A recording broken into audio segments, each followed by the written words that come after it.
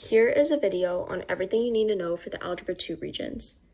Here is a breakdown of what is on the test. It's mostly algebra and functions, and a little bit on number quantity, and a little more on statistics and probability. Here are the topics we're going to be going over. The topics I'm listing here is the order of topics I will cover in the video.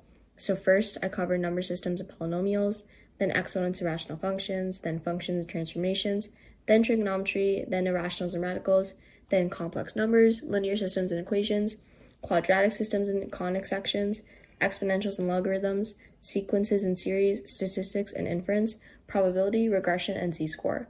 In this review, I go over the basic information, and this is just a refresher for you.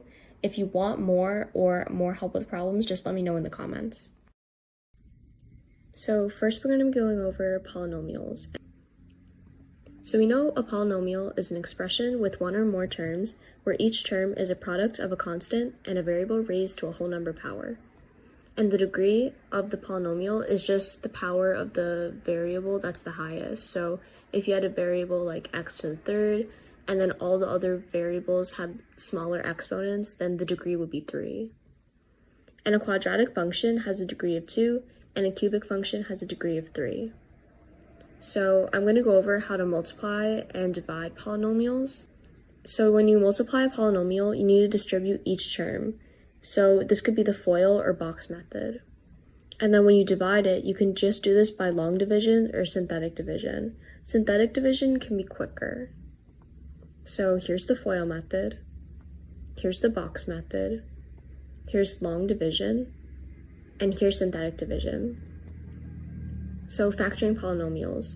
You have to find the greatest common factor. That should be your first step, and then you could just simplify whatever's left. And if you know that you have two terms like this, if you had a squared minus b squared, this automatically factors to a plus b times a minus b. And if you had a squared plus 2ab plus b squared, this just automatically goes to a plus b squared or a minus b squared. This could just be helpful when you are factoring. It will make it quicker. So more on factoring. We know that you can factor by completing the square or using the quadratic formula. Here's how you complete the square. It will be the form x plus a squared plus b, and you can also do the quadratic formula. X is equal to negative b plus or minus the square root of b squared minus 4ac all over 2a. So now we're going to graph rational functions. What is a function? So a function is the correspondence between x and y, and one x is matched to one y. So if they asked, is this a function, you have to use that logic.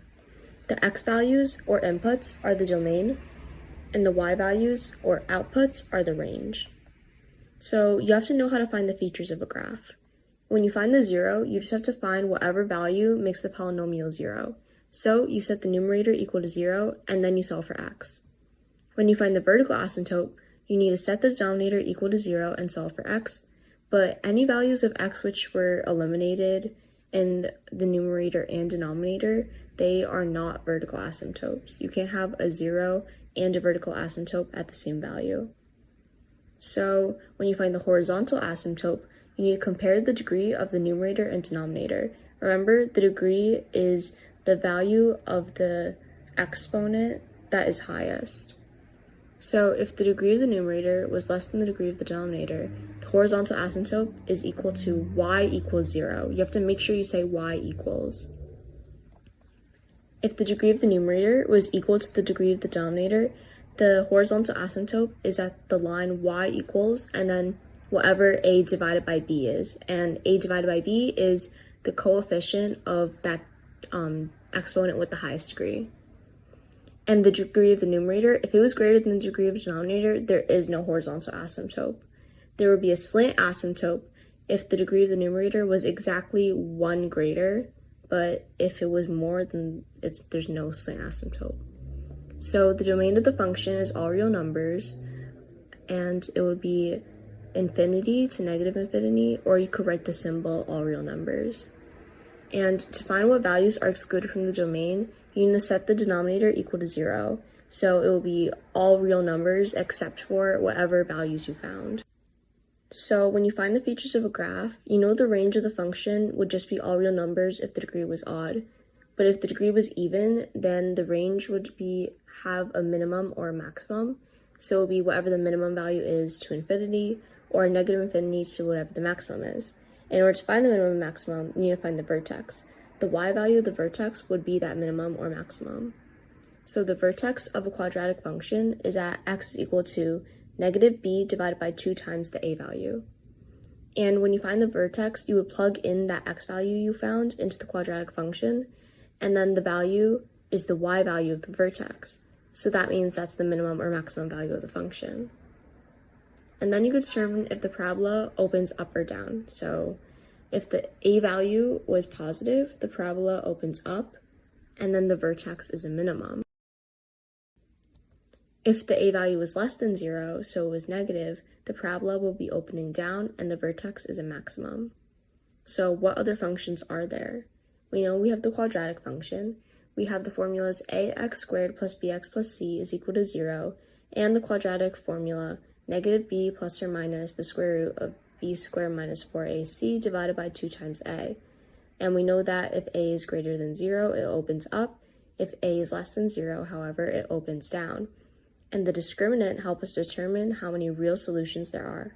So the discriminant is whatever's in that square root symbol, b squared minus 4 times a times c. If the discriminant was less than 0, there are 0 real solutions. But if the discriminant is equal to 0, there's 1 real solution. And if the discriminant was greater than 0, there are 2 real solutions. We know vertex form is f of x is equal to a times x minus h squared plus k. To get the vertex, you know that h is equal to negative b over 2 times a. Once you find that value, you can find k by plugging h into the equation. So when we find parabolas, we can use focus and directrix. The focus is just a specific point, while the directrix is a specific line. Remember, the directrix is perpendicular to the parabola's axis of symmetry. We need to use the distance formula.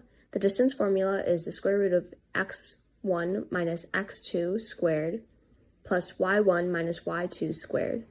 Any point of the parabola will be the same distance from the focus and directrix. Once you plug in the focus values into x2 and y2, then you can set it equal to the directrix, which is at y is equal to whatever the directrix value is. Here is an example. As you can see, here's the focus, the directrix, the vertex, and at every single point, it is equidistant. And I will show you what to do if the focus was at 2, 5, and the directrix was at the line y is equal to 3. Now the linear function. We know that f of x is equal to mx plus b, that's slope-intercept form, where m is the slope and b is the y-intercept. We also have point-slope form, where y minus y1 is equal to m times x minus x1. And we have intercept form, where x divided by a plus y divided by b is equal to 1. Now the rational function. So the exponential function, we have the formulas f of x is equal to a times b to the power of x. When b is greater than 1, it's exponential growth. But if b is less than 1, but greater than 0, it's exponential decay. The domain is all real numbers as it approaches the horizontal asymptote. If positive, the range would be 0 to infinity, and if negative, the range would be negative infinity to 0. The logarithmic function, the formula is f of x is equal to log of base times x. The vertical asymptote is at x is equal to 0, which is the y-axis. The x-intercept is always at 1, 0. The domain is all positive real numbers, so just 0 to infinity, and the range is all real numbers, negative infinity to infinity. It increases when b is greater than 1, and decreases when b is greater than 0 but less than 1. The trigonometric functions, so we have the formulas a times sine of bx minus c plus d, and we also have a cosine version of that. The sine graphs start at the midline, but the cosine graphs start at the maximum value. As we can see, here's both of them graphed, and we just know, here are some features. 2 pi over frequency is equal to period. C over b is the phase shift, a is the amplitude, and d is the vertical shift. And c, when you have a horizontal shift, it would be the opposite value of c. So if you had -5, then it will be 5 units to the right. And here's more on the trigonometric functions. The amplitude is just the distance from the midline to the maximum. The period is the length of one complete cycle, and the midline is the horizontal line which runs through the middle of the graph. The amplitude, here it is, here's the period, and here's the midline. Now, stretches, compressions, and reflections. So we know stretches and compressions is just when you multiply the function by a constant. So if the constant is greater than 1, the graph would stretch vertically, and if it was less than 1, it would compress vertically. And reflections is when the entire function is multiplied by -1, so it would be flipped over the x-axis. If x was replaced with -x in the function, then the graph would flip over the y-axis. Now let's go over some trigonometry. So here's sine, cosine, and tan. We know sine is opposite over hypotenuse, cosine is adjacent over hypotenuse, and tan is opposite over adjacent. We know from radian and degree form that pi times 180 over pi would give us the degree form. And to switch from degrees to radians, you can multiply the degree value by pi over 180. Now here's the unit circle. You just have to memorize this, but as you can see, there will be a value pi over 6, pi over 4, and pi over 3, and other angles with that same denominator would equal the same coordinate. This relates to the 45, 45, 90 degree triangle and 60, 30, 90 degree triangle. Here are the trigonometry identities. So you know that sine squared theta plus cosine squared theta is equal to 1. From this equation, we can get two other equations. Secant squared theta minus tan squared theta equals 1, and cosecant squared theta minus cotan squared theta is equal to 1. The Pythagorean triples are just three positive integers which satisfy the Pythagorean theorem that a squared plus b squared is equal to c squared. So we know the triangle 3, 4, 5, 5, 12, 13, and 8, 15, 17 triangle satisfy this triple, and any multiple of a known Pythagorean triple would also be a Pythagorean triple. So if you had a triangle 3, 4, 5, a multiple of that is 6, 8, 10, that's also a Pythagorean triple. So now let's go over irrational numbers. So an irrational number is just a real number which cannot be expressed as a simple fraction. So the expansion of it in decimal form wouldn't terminate. So the square of a non-perfect square is irrational, so like the square of 63 or something. And also the variables e and pi. So when you want to multiply and divide them, always treat it like a regular number and multiply and divide the coefficients and then the irrational parts. So you just separate it. And in a fraction, you would rationalize the denominator by multiplying the denominator and numerator by the conjugate of the irrational denominator. The conjugate is just the same equation, but the opposite sign. So instead of like a minus bi, it will be a plus bi as the conjugate. And when you add and subtract, you always treat the values like regular numbers, and you would add and subtract the rational parts and then multiply the common irrational part. So it has to be common. If the irrational parts are different, then the expression just can't be simplified. So for radicals, you can always simplify by looking for perfect squares like 4, 9, and 16, and etc., and leave anything which cannot be simplified in the radical sign. So the radicals can be multiplied or divided regardless of the radical, and they can only be added and subtracted if the radical value is the same. So in those problems, you just combine the coefficients and keep the radical. And here are some radical rules. The root of a product, the root of a quotient, and the fractional exponent. So this is what it looks like. I feel like it's hard to explain, but I think seeing it and doing it will be better practice. Here for complex numbers, let's go over form, imaginary numbers, and performing operations with them. So complex numbers have the form a plus or minus bi. I would be the imaginary unit. As we know, I is equal to the square root of -1, and I squared is equal to -1. We know that for adding and subtracting complex numbers, you just combine the real parts and the imaginary parts separately. And when you multiply and divide, you use the FOIL method. And always replace I squared with -1 just to simplify it and make it easier for yourself. And when you divide, multiply the numerator and denominator of the fraction by the conjugate of the denominator. So linear systems, they always have a degree of 1. The form is slope form, y is equal to mx plus b, and b would be the y-intercept. The system would be a set of linear equations, and they will all share common variables. So how can you solve them? You can use substitution, where you solve one equation for a variable, and then you substitute that variable value into another equation. So like if you had y is equal to mx plus b, and you found out what b was, then you could substitute the b value in another equation that you have. In elimination, you can add and subtract equations to eliminate a variable, and that would isolate it and allow you to find the value of another variable. And then you could just graph, you could plot both lines and find the point of intersection, and that would be the solution. Quadratic systems. So we know ax squared plus bx plus c is equal to 0. From here, there can be 2, 1, or no real solutions. The x-intercepts of the parabola represent the solutions to the quadratic equation, and the solutions can be real or complex, which would be a plus or minus bi form. Conic sections. So we know a conic section are curves produced by the intersection of a plane and a right circular cone, and a circle is formed when the plane intersects the cone, and a parabola is formed when the plane intersects the cone parallel to the edge of the cone, and in both, all sets of points are equidistant, either from the center point or directrix and focus. Circles have the form x minus h squared plus y minus k squared is equal to the radius squared. Here's the center at h, k. The diameter is 2 times the radius. A chord connects 2 points on the circle, and a radius is perpendicular to a chord and also bisects it.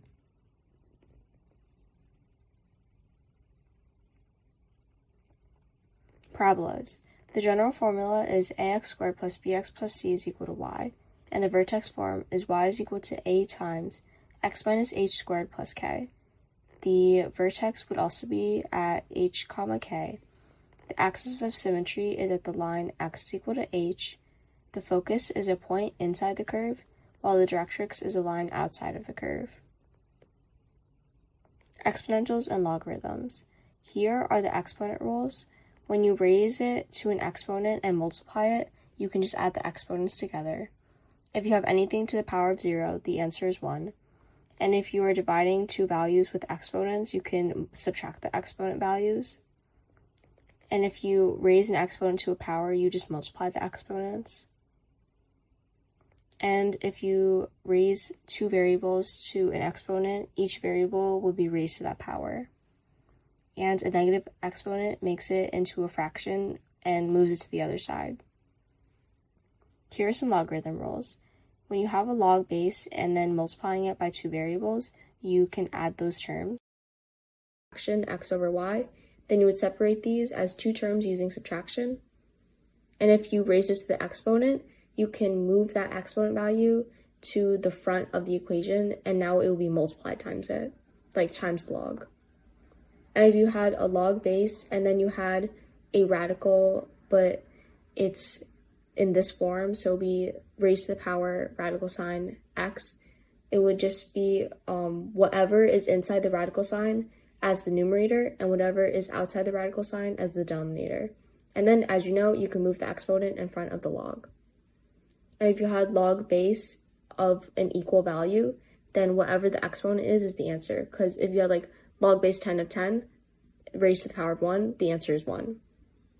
And if you had, same thing, if you had a value raised to a log of a base that's equivalent to the original value, then the exponent, then the number it's being multiplied by would just be the answer. So if you have a base times a regular number, it cancels out. And as you can see, that's equal to 1. And if you had a log of the value 1, it would just be always 0. And here's the change of base formula. So if you had log base b of x, it's equal to log base a of x times log base a of b. So you just had the base as the denominator, the number it's being multiplied by in the numerator, and then whatever base, like, it could be changed to.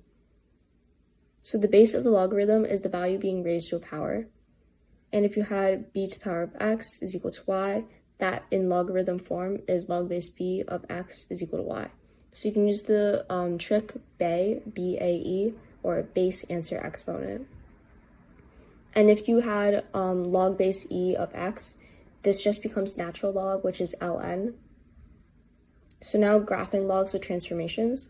This is our original formula. Y is equal to log base b times x minus h plus k. So h just represents the shift in the graph horizontally as the opposite value. So if you had minus 5, it would be 5 units to the right, not to the left, as like one would expect. And k shifts the graph vertically. A stretches and compresses the graph vertically, and a negative a value would reflect the graph over the x-axis. So sequences and series. In a sequence, it's just found in sequences and series. A geometric sequence is found by multiplying the previous term by a common ratio, and an arithmetic sequence has a common difference between consecutive terms. And here's what it would look like.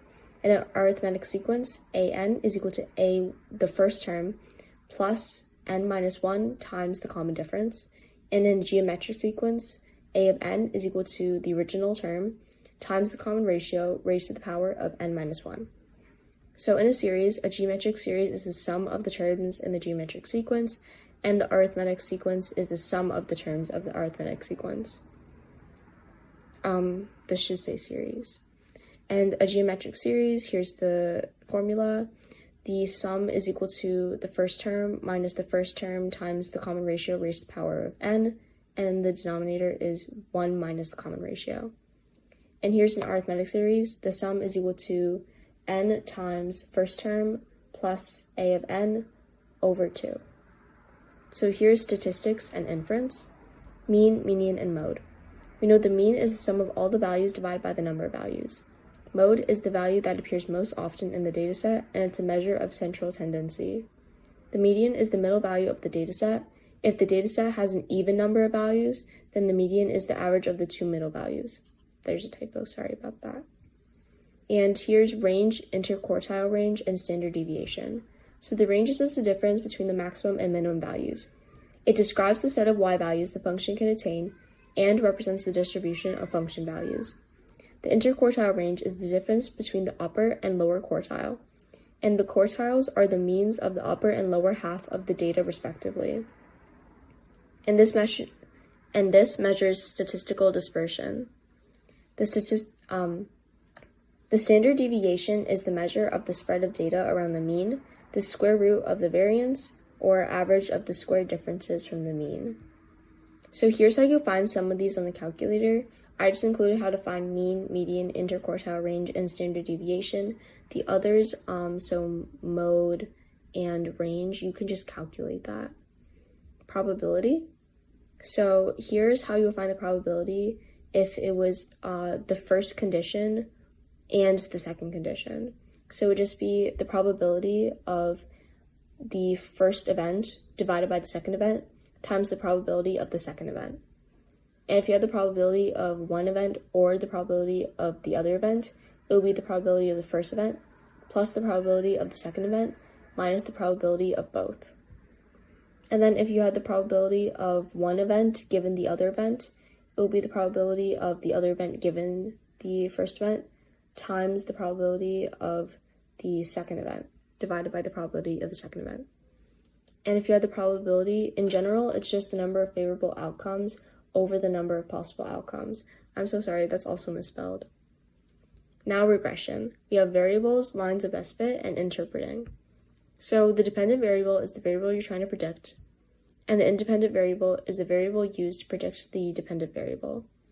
And the line of best fit is just the regression line, and it best represents the relationship between the variables.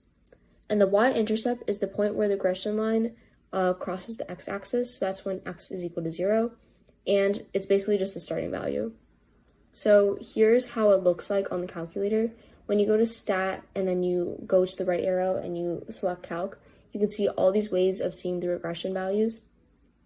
And using this, you would have to answer questions like find the regression equation, predict the value of a given variable, stating what graph would best represent a situation, and just applying real-world applications. They might ask you about population growth, or like in bacteria especially, temperature change, and any other condition. And now finally, z-score. So z-score, it's how far a data point is from the mean, and it's in terms of standard deviations. And a positive z-score would indicate the data point is above the mean, but a negative z-score would indicate the data point is below the mean. And it's usually between -2 and 2. This approximates 95% of the data, so it's within 2 standard deviations of the mean. Anything less than that or greater than that, so like beyond -2 and beyond +2, that would be an outlier of the data. So here's how you would calculate it. The z-score is equal to the raw score minus the mean divided by the standard deviation. And in order to find it in your calculators, you can use second bars, select the inverse norm selection, then you input the area, which is, they're going to state it, like what area you're trying to find. Then you enter the mean and standard deviation, and they'll find the z-score for you. And that's it. Good luck on all your Regents. Tell me what scores you got, and best of luck. This is on June 26th. Good luck to everyone.